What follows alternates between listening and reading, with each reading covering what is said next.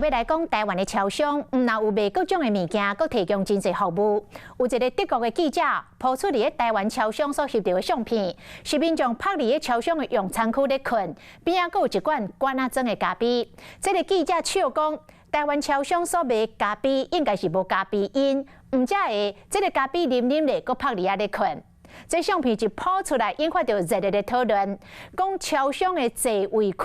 除了困，除了开讲，嘛有学生来写作业，嘛有做保险的来讲保单，上班族嘛摕电脑来处理公事。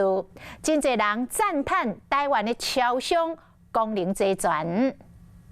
平常时透早，真侪上班族伫咧便利商店食饭、开讲提商，甚至摕笔记型电脑伫咧办公。台湾便利商店毋有真侪四小啊，食啉的生活用品，物件是坐到800款。若是门市够大间，咪当提供座位，互民众休困，都阿多啊，拢感觉有够趣味。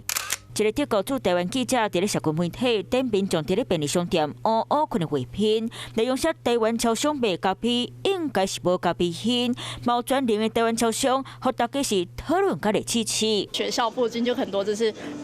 小朋友，可能就是在等爸爸妈妈来接他们，或是爸爸妈妈可能就带他们在那边写下作业，然后再回家之类的。因为我很多朋友就是也是做类似行业，他们就是看到他们常常就是在谈生意的地方，其实也都是在便利商店的休息区。比如说有一些事情要谈一些公事啊，或是聊天什么，坐在这边